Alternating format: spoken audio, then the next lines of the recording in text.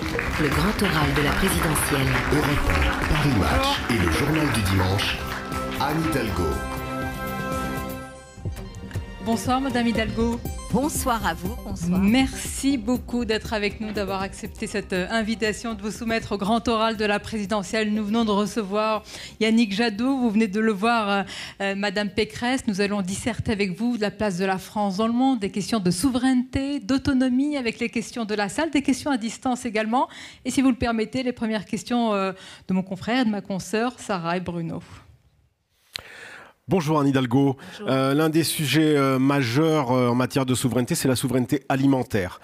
Alors vous promettez de la garantir tout en assurant une rémunération décente de nos agriculteurs. Comment faites-vous ? D'abord, merci pour cette invitation et peut-être vous dire que dans ce moment très particulier où cette campagne présidentielle s'inscrit aussi avec le retour de la guerre en Europe, forcément, mon souci sera à la fois de protéger les Françaises et les Français et de faire cette protection à travers l'Europe, parce que je crois vraiment profondément à cet espace politique, démocratique, à cet espace de valeurs et de culture, et que bien sûr, c'est dans cet espace-là, sans confondre ceux qui agressent et ceux qui essayent de porter dans notre pays et sur le continent européen la prospérité, la démocratie, c'est dans cet espace-là que je souhaite œuvrer. Sur la question de la souveraineté, elle se pose sur plein de sujets. Là, vous me parlez de la souveraineté alimentaire et du rôle de notre agriculture et de la place de notre agriculture. On viendra, je l'espère, tout à l'heure aussi sur les autres sujets de souveraineté. Mais sur ce sujet-là en particulier, très précisément, nous devons changer de modèle. Nous devons changer de modèle et aller vers une agroécologie. Nous devons faire en sorte que, en Europe et dans chacun de nos pays, nous puissions avoir ces souverainetés pour nos populations. Bien sûr qu'on ne pourra pas être autosuffisant, qu'il faudra évidemment importer encore un certain nombre de produits. Mais nous devons pousser notre agriculture, notamment en France, vers notamment un modèle qui soit beaucoup plus respectueux de la planète et beaucoup plus respectueux aussi de la qualité de ce qu'il y a dans nos assiettes. Pour cela, très clairement, je ne procéderai pas comme a fait Emmanuel Macron. Je considère que les aides de la PAC doivent vraiment nous servir en France, à travers le plan national stratégique, à accompagner cette agriculture vers quoi ? Ma priorité sera d'installer les jeunes agriculteurs. Nous avons un vrai besoin d'installation de jeunes agriculteurs partout en France pour pouvoir justement être là dans des exploitations qui ne soient pas des exploitations gigantesques et totalement tourné vers l'exportation, même s'il en faut, bien sûr, mais il nous faut vraiment faire en sorte que ce modèle d'agriculture soit plutôt tourné vers à la fois une agriculture plus respectueuse de la planète, ça veut dire avec bien sûr la fin et le plus rapidement possible de l'utilisation des pesticides, ça veut dire aussi des élevages qui soient des élevages respectueux du bien-être animal et une production agricole qui soit une production aussi tournée vers la consommation des Françaises et des Français. Madame et c'est tout Hidalgo, à fait possible. Ça veut dire que vous conditionnez ces aides à l'installation pour les jeunes agriculteurs à un certain nombre de critères environnementaux, de taille d'exploitation ? D'abord, peut-être, oui, les conditionner comme cela, mais surtout s'appuyer sur une grande loi foncière, parce que pour que les jeunes agriculteurs puissent s'installer, il faut les accompagner notamment à travers une loi foncière qui leur permette d'accéder à des terres. Aujourd'hui, c'est une très grande difficulté. D'ailleurs, tous les organismes et organisations représentant les agriculteurs le disent, il faut vraiment travailler sur cette loi foncière pour rendre les terres accessibles et permettre cette installation et que les aides soient plus rapides, parce qu'aujourd'hui les aides de la PAC, qui d'ailleurs font très peu de place en fait à la transition vers le bio ou même vers une agriculture raisonnée, parce que je pense qu'il faut évidemment aller aussi vers ce qu'on appelle l'agriculture raisonnée, il y a très peu de place qui est faite dans les aides actuelles européennes et nationales. Il y a très peu d'accompagnement au niveau national vers cette transition, cette transformation du modèle agricole. D'ailleurs, il y a une demande très forte et je pense qu'il faut s'appuyer beaucoup sur les régions. Moi, je suis très décentralisatrice et je pense que cette politique à destination des agriculteurs et notamment de l'installation de ces jeunes agriculteurs dans tous nos territoires, elle passera aussi par une décentralisation et un appui plus important sur notamment les régions qui, elles, sont dans la proximité, au contact de ces agriculteurs. Vous faites donc rimer autonomie et décentralisation également. On va décliner, Anne Hidalgo, l'indépendance, l'autonomie, on vient de parler alimentaire, stratégique, et vous avez parlé évidemment des conséquences de la guerre en Ukraine. Par exemple, sur notre indépendance sur le pétrole et le gaz, le président américain Joe Biden vient de s'engager à livrer 15 milliards de mètres cubes additionnels de gaz naturel liquéfié d'ici à la fin de l'année pour réduire la dépendance énergétique européenne. Ça veut dire qu'on passe du gaz russe au gaz américain. Évidemment, on ne met pas sur le même plan la Russie de Poutine en ce moment et les États-Unis. Malgré tout, on passe d'une indépendance à l'autre. Est-ce que c'est ainsi que vous imaginez aujourd'hui notre indépendance sur ce plan-là? Non, il faut être indépendant et que l'Europe soit forte, notamment dans son modèle aussi énergétique, et qu'elle sorte de cette dépendance aux énergies fossiles et notamment au gaz. Qu'elle aille beaucoup plus, d'ailleurs c'est prévu dans les orientations européennes, vers le renouvelable, vers ces énergies nouvelles qui sont beaucoup plus respectueuses de la planète. Évidemment, sortir de la dépendance là immédiatement par rapport à ce gaz russe, pour moi c'est une nécessité, je le redis ici, et je vais venir sur la question climatique, mais si on veut que cette guerre en Ukraine qui est menée par Poutine contre les Ukrainiens mais qui menace toute l'Europe s'arrête et s'arrête le plus rapidement possible, alors il faut vraiment étouffer économiquement les capacités de l'économie russe. Étouffer économiquement rapidement les capacités de l'économie russe, c'est faire un embargo. Je suis pour un embargo. Comment on se chauffe, Madame Hidalgo? Alors, d'abord, un embargo qui doit évidemment aller le plus rapidement possible pour sortir de ces énergies qui, aujourd'hui, chaque jour, on verse entre 700 et 800 millions d'euros à Poutine, des sommes qui servent à acheter des armes contre l'Ukraine et à faire cette guerre, et qui, par ailleurs, on ne verse pas cet argent par plaisir, parce qu'on a besoin de gaz et de pétrole. On va y revenir, mais qui font que cette guerre va durer longtemps si on continue comme ça et si on ne marque pas un coup d'arrêt. Donc si nous voulons que cette guerre s'arrête rapidement, ce qui sera aussi très important parce que les conséquences de cette guerre, notamment sur le pouvoir d'achat, sur la vie, y compris ici en France, elles sont immédiates. Si nous voulons que ça ne dure pas et que ça s'arrête, il faut cet embargo. Comment on fait? On protège par des mesures à la fois au niveau européen et au niveau national. Comment? Eh bien, par exemple, déjà sur le prix de l'énergie. Bloquer, contenir le prix de l'énergie, ça passe par les États, la possibilité de jouer sur les taxes, de baisser les taxes, c'est ce que je propose notamment sur l'essence, les carburants et bien sûr sur l'énergie. Mais ça passe aussi par un plan de soutien. Je suis d'accord et je pense que c'est une bonne formule que de faire des achats groupés de gaz pour venir suppléer rapidement dans l'urgence au blocage des importations de gaz russe. Mais surtout, ce que nous enseigne cette situation, c'est qu'il faut sortir très rapidement. Et je vais vous dire une chose, on peut sortir très rapidement de cette dépendance. Je vous donne un exemple. Si aujourd'hui, on décidait en France de s'engager résolument, par exemple, dans la lutte contre ces passoires thermiques, c'est-à-dire que si on donnait les moyens à nos concitoyens, sans avance de frais, de pouvoir engager tout ce travail de rénovation thermique, ça se ferait rapidement. Cela aurait des effets sur la facture rapidement. Avant même l'hiver prochain, nous aurions déjà une baisse de la consommation et une baisse des factures. Le gouvernement français actuel ne fait pas du tout cela. Il ne prend pas du tout ce chemin, alors que nous avons encore des marges de manœuvre par le plan de relance européen. Il y a environ 5 milliards d'euros par an que nous pouvons encore utiliser. Et moi, je propose que cet argent-là, plus sans doute ce que l'Europe va devoir mettre sur la table pour accompagner cette guerre en Ukraine du point de vue des populations dans les États membres, je propose que ces sommes-là soient mises sur la table pour accélérer justement cette rénovation énergétique qui nous fera avoir des résultats très rapides. Une précision précision. Et vous dites que vous êtes d'accord pour ces achats groupés, effectivement. C'est ce que prévoit, semble-t-il, la Commission européenne, achats groupés du gaz. Vous, Présidente, est-ce que vous privilégiez certains pays?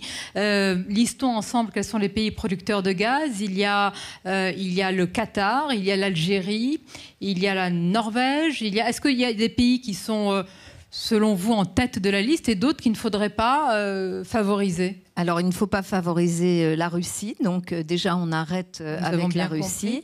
On fait en sorte qu'effectivement, les autres pays, qui sont des pays avec lesquels on peut considérer que parfois leurs démocraties sont loin d'être abouties, mais de façon pragmatique, on se donne les moyens de pouvoir répondre dans l'urgence à ce besoin d'énergie. Mais surtout, on sort très rapidement de cette dépendance. Je le redis, on peut en sortir très rapidement. On peut en sortir très rapidement parce que si nous faisons les efforts, la proposition que je fais dans mon programme, puisque je lis la question climatique à la justice sociale, une des propositions, c'est de dire on fait une avance sur les travaux de rénovation que nos compatriotes pourraient engager chez eux, et le remboursement ne se fera qu'au moment de la vente, par exemple, de l'appartement ou de sa cession. Je vous assure que si on met ça sur la table, ça peut aller très très vite, et en plus ça sera bon pour l'emploi, ça sera bon pour le climat, et ça sera aussi extrêmement utile pour sortir rapidement de cette dépendance, notamment au gaz. Et puis autre chose aussi, si on avait été en France beaucoup plus actif pour sortir justement de la dépendance aux énergies fossiles, et non pas les derniers de la classe en matière notamment d'énergie renouvelable, puisque nous sommes quand même à 19% dans notre mix énergétique. C'est l'Allemagne qui est quand même à la peine, hein, Madame Hidalgo, il faut le reconnaître. L'Allemagne est peut-être à la peine, mais moi je vous parle de la France. On ne se réjouit pas, mais on le constate. Non, mais je ne me réjouis pas non plus, parce que je pense que la France doit être vraiment un pays leader sur cette question, notamment de la transition écologique, doit être leader sur cette question de la justice climatique, parce que nous sommes un pays qui d'abord a permis d'avoir cet accord sur le climat ici à Paris, et que ça fait de nous un pays avec une responsabilité particulière. Et je vais vous dire, pour avoir participé notamment à la COP21, à la tête notamment des maires des plus grandes villes du monde, je peux vous dire que nous sommes attendus sur la scène internationale et européenne sur cette question climatique, et que malheureusement, pendant ces 5 dernières années, ce sujet a été abandonné. Nous devons le reprendre, et nous devons être fer de lance, parce qu'aujourd'hui, la puissance et la voix singulière de la France, à la fois dans le monde et en Europe, elle doit passer par ce défi qui est le défi du siècle, qui est la question climatique, et nous sommes attendus sur ce sujet-là. Donc bien sûr que je releverai ce défi-là, et nous devons sortir rapidement de cette dépendance. Si nous l'avions fait pendant ces 5 ans, plutôt que de rester sur place, parce que c'est ce qui s'est passé, et même plus que du surplace, quand même c'est assez unique que le gouvernement français soit condamné par une haute juridiction française pour son inaction climatique. C'est pas moi qui le dis, c'est une condamnation. Et donc ça prouve bien que ça n'a pas été fait, que nous aurions dû le faire. Si nous l'avions fait, nous ne serions pas dans la même situation de difficulté, y compris au regard de cette crise et de cette guerre en Ukraine qui pose la question de la dépendance aux énergies fossiles. Nous allons prendre une question dans la salle. Alors, monsieur. On passe à micro. Bonsoir Madame Hidalgo. Bonsoir. Vous expliquez dans votre programme vouloir favoriser l'échelon européen pour l'indépendance de la France. On l'a vu dans le propos liminaire de Frédéric Dabi que 70% des Français souhaitent que notre indépendance sanitaire soit favorisée à l'échelon national. Vous, Président, quelles mesures pour recréer cette indépendance sanitaire nationale ? C'est une très bonne question. Je pense que, d'abord, dire que l'Europe, sur la crise sanitaire, a plutôt bien agi. Et ça a été une très bonne surprise. Elle a agi sur 2 plans. La capacité à faire, par exemple, tout un travail autour des vaccins et pouvoir acheter, là aussi, des vaccins groupés. Et la deuxième chose qui a été positive dans l'action de l'Europe, que je tiens vraiment à souligner et à féliciter, c'est d'avoir mis en place un un plan de relance qui a permis de soutenir les économies européennes et notamment par cette possibilité donnée à tous les pays de faire du chômage partiel, c'est-à-dire de soutenir les entreprises, mais de soutenir aussi le pouvoir d'achat des ménages. Sur le plan sanitaire, nous avons vu quoi en France? Notre grande dépendance sur à la fois des médicaments, sur les masques, sur tous ces sujets qui ont été externalisés. Comment on en sort? En réindustrialisant. Dans mes propositions, dans les propositions de mon programme, je propose des odyssées industrielles. Des odyssées industrielles, c'est quoi? C'est regrouper les chercheurs, les industriels, les acteurs publics, les acteurs privés, la recherche, les collectivités territoriales et l'État pour porter une ambition. Une des odyssées industrielles que je propose est notamment sur les questions de santé. Je pense que nous pouvons réindustrialiser, c'est-à-dire remettre de la production, de la fabrication de médicaments, de masques, de matériel nécessaire pour notre santé. Et puis deuxièmement, comment on assure sa souveraineté? Eh bien en soutenant l'hôpital public plutôt qu'en le cassant. Et pour moi c'est très simple, je sors de la logique de l'hôpital entreprise, c'est les gens avant l'argent, la santé c'est ça qui compte et donc je fais en sorte qu'il puisse y avoir des hôpitaux avec des moyens, avec des conditions de travail qui soient acceptables, qui soient dignes pour tous ces soignants qui nous ont permis vraiment de sortir de cette pandémie et je fais en sorte que notre pays renoue. Vous savez, il y a 20 ans, on pensait dans notre pays qu'on avait le meilleur système de santé publique au monde. Aujourd'hui, ce n'est pas simplement la crise sanitaire, elle a révélé nos fragilités. Ces fragilités-là, elles sont très graves parce qu'elles font douter toute la population, y compris de nos institutions. Vous savez, les gens se disent si notre pays n'est plus capable de nous protéger quand on est malade, alors c'est qu'il y a un problème et ça justifie beaucoup. Oui, vous avez tellement raison de parler de la santé. D'ailleurs, est-ce que vous parlez de ce personnel soignant auquel il faut continuer à rendre hommage parce que malheureusement l'épidémie est loin d'être terminée? Vous parlez de leurs difficultés de travail, de ce qu'ils ont subi. Est-ce que vous réintégrez, j'y pense à les personnels soignants qui ne se sont pas vaccinés, qui ont été écartés de leur travail et pour beaucoup, ils le considèrent, ils le vivent comme une profonde injustice par exemple. Est-ce que vous le prévoyez? Je pense à un candidat de gauche, Jean-Luc Mélenchon le prévoit. Moi, je prévois surtout de continuer d'abord à faire en sorte qu'on se vaccine, qu'on prenne conscience que c'est comme ça aussi qu'on se protège, que l'on considère mieux du point de vue de leur rémunération les personnels de santé, que l'on fasse en sorte que leurs conditions de travail soient améliorées. Comment? En embauchant beaucoup plus, 15 000 médecins. On a besoin de 15 000 médecins par an. On a besoin de 25 000 infirmiers et infirmières par an. On a besoin de au moins 1250 sages-femmes par an, de 5000 logisticiens. Donc je commence par cela. Et après, bien sûr qu'il faut du dialogue. Ce qui n'a pas été réussi du tout dans toute cette période, c'est notamment d'avoir finalement cette incapacité à dialoguer et ces positions très frontales. Mais vous savez, puisque vous parliez de Jean-Luc Mélenchon, je suis allée en Guadeloupe il y a quelque temps dans le cadre de cette campagne. J'ai tenu à aller voir les personnels soignants du CHU de Pointe-à-Pitre parce qu'ils travaillaient au moment où je suis venue sous protection du GIGN, sous protection des gendarmes. Ils étaient harcelés, menacés à leur domicile. Moi, je suis allée les voir. Jean-Luc Mélenchon n'est pas allé les voir. Il n'est pas allé les voir. Et je pense qu'il faut reconnaître vraiment le travail des soignants qui ont été au front et remettre en place du dialogue parce que si certains ont perdu confiance dans notre système de santé, c'est sans doute parce que ce système de santé ou parce qu'on n'a pas été suffisamment pédagogue pour faire en sorte que la question de la vaccination soit une question qui ne devienne pas un enjeu politicien ou politique dans notre pays. Donc du dialogue, mais de la reconnaissance d'abord à destination de ceux qui ont sauvé tant de vies. Alors Madame Hidalgo, nous n'avons pas pu accueillir tout le monde et nous avons des questions par vidéo. D'abord, on me dit une question Facebook. Ah, une question Facebook. Et je précise, elle ne vient pas des journalistes, celle-ci, elle va vous plaire. J'en sais rien, même quand elle vient des journalistes. Surprise, regardez. On va voir. Alors. Au deuxième tour, si c'est Macron-Mélenchon, pour qui voteriez-vous ?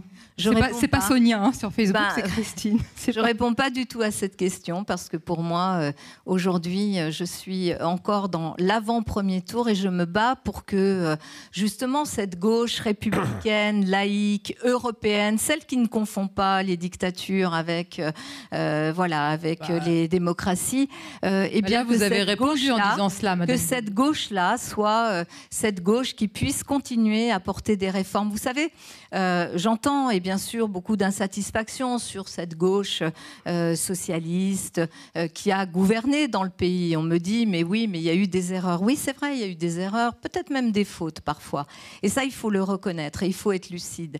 Mais sans cette gauche républicaine, laïque et européenne, eh bien notre pays ne serait pas ce qu'il est. Et notre République ne serait pas ce qu'elle est. Il n'y aurait pas eu toutes ces grandes transformations sur les questions sociales, sur le droit du travail, sur tous ces sujets fondamentaux. Quelle est cette gauche qui n'est pas républicaine ?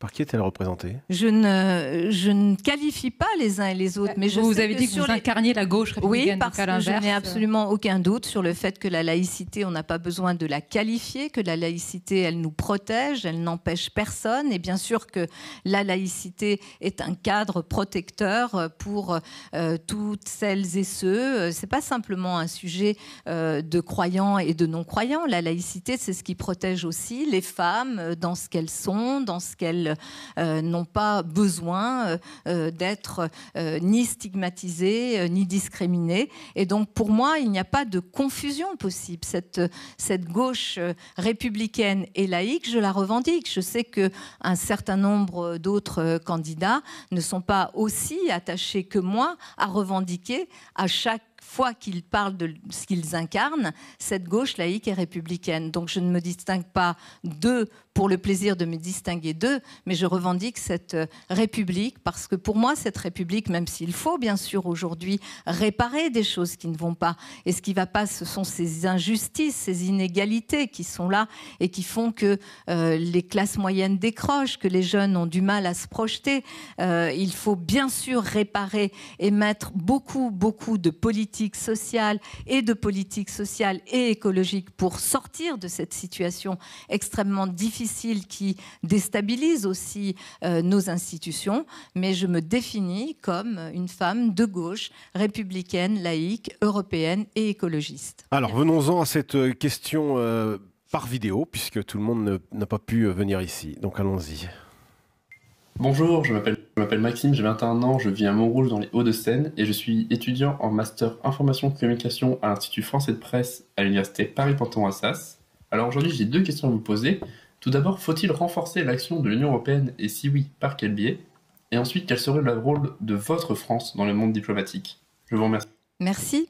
Oui, renforcer bien sûr l'Europe. Ce qu'il nous reste à construire, c'est d'abord consolider une Europe qui soit réellement sociale, qui ne soit pas simplement un grand marché, qui tienne compte évidemment du défi du siècle sur la question climatique, qui s'engage résolument par de l'investissement public, par des politiques fortes sur ce sujet-là.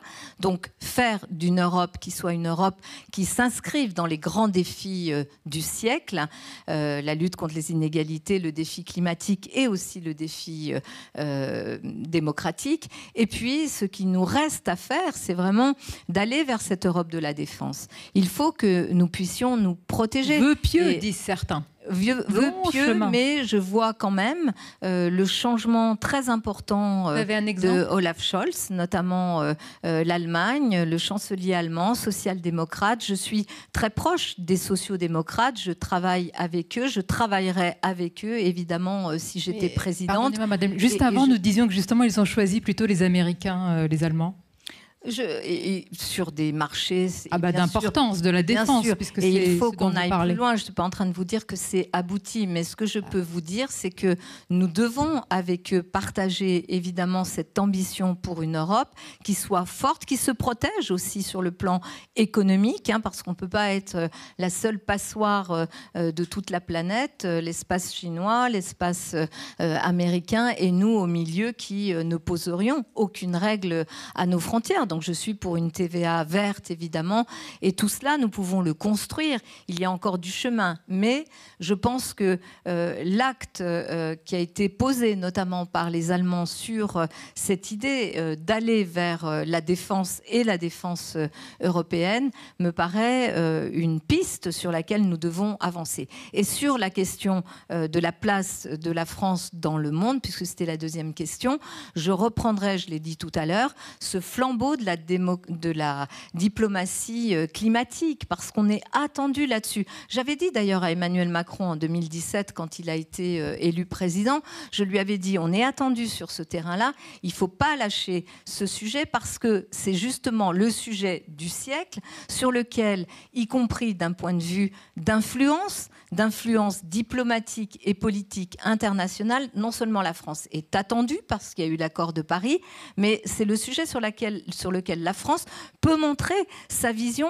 et engager les autres États. C'était d'autant plus évident et facile à faire que Trump, à ce moment-là, sortait des accords de Paris. Malheureusement, ça n'a pas du tout été l'action engagée par Emmanuel Macron, et on a perdu du terrain sur ce sujet de la diplomatie climatique, donc je le reprendrai. Peut-être que d'autres puissances comme la Chine aussi, Madame Hidalgo, ont plus à faire sur ce sujet climatique. Vous nous citez en premier, oui. Nous sommes un peu aussi, même si vous dites qu'on a reculé, quelque part des modèles par rapport à d'autres puissances.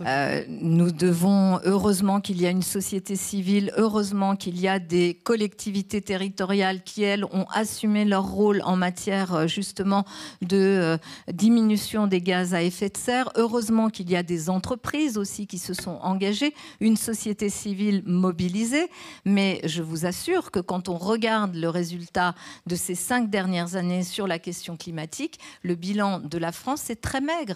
Et malheureusement, parce qu'il y a à travers cette question, non seulement bien sûr une question qui est de permettre à la planète et aux jeunes générations de se projeter dans une planète sur laquelle ils pourront vivre, mais c'est aussi, je pense, sur la question économique. La plupart des marchés de demain qui seront des marchés à haute valeur ajoutée, ceux qui peuvent intéresser la France, parce qu'on ne va pas s'intéresser au low cost, sont des marchés qui sont liés notamment à cette transition écologique. Et malheureusement, le peu de cas qui a été fait des questions relatives, par exemple, aux énergies renouvelables, montre que ce quinquennat n'a pas été du tout au rendez-vous. Moi, je serai au rendez-vous. J'ai cette conscience-là, je l'ai portée, je la porte à l'échelle internationale. Et vous la revendiquez ce soir. Et je la revendique. Peut-être une dernière question, voilà. Oh là, tout de suite.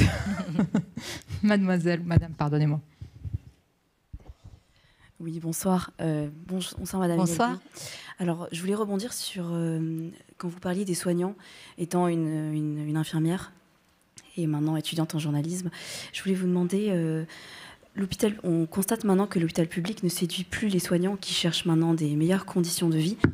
Vous, en tant que présidente, quel est votre plan pour améliorer les conditions de travail des soignants, pour les empêcher de partir chercher des conditions de travail plus attrayantes? Bien sûr, j'ai vu tellement de soignants qui m'ont dit on n'en peut plus, on est rincés, on croyait en notre métier, mais là les conditions de travail sont tellement dures qu'on n'y arrive plus et on va faire autre chose de nos vies, que c'est un drame. Donc ce qu'il faut, c'est d'abord recruter plus de soignants, infirmiers, médecins. J'ai donné les chiffres tout à l'heure, je n'y reviens pas, parce que ça, déjà, ça permettra de meilleures conditions de travail. Et puis, le financement de l'hôpital public. Le financement de l'hôpital public ne peut pas être simplement défini à partir de règles comptables. On doit partir des besoins de santé de la population.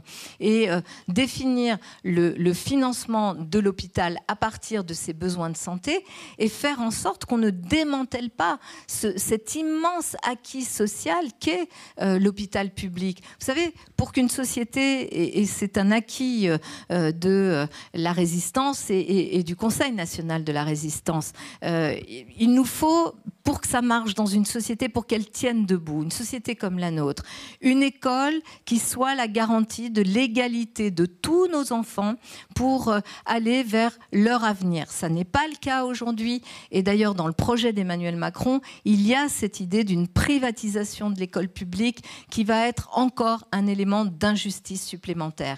Il y a un deuxième aspect qui est fondamental. Il n'y a pas une démocratie sociale au monde qui ne fonctionne pas pas sans une école forte et sans un hôpital public fort. Là aussi, ça s'est effondré parce qu'on a préféré l'argent à la question des personnes. Et donc, il faut là aussi soutenir le modèle d'hôpital public pour permettre de garantir cette sécurité par la santé à nos concitoyens et retenir ou faire venir les vocations de jeunes vers ces métiers du soin. Et il y a un troisième élément qui est fondamental dans un pacte social dans un pays comme le nôtre, ce sont les retraites. Les retraites, c'est ce qui permet à quelqu'un de se dire après une vie de labeur, j'ai le droit de faire autre chose, j'ai le droit au repos, j'ai le droit de m'occuper de mes enfants, de mes petits-enfants, de ma famille, ou tout simplement de laisser passer les années qui restent en faisant autre chose. Ça aussi, je vous assure, ce qui est à l'œuvre avec les propositions d'Emmanuel Macron est profondément, non seulement injuste avec cette retraite à 65 ans où beaucoup de nos compatriotes n'arriveront pas à cet âge-là en bonne santé, et c'est quelque chose qui vient démanteler un modèle social.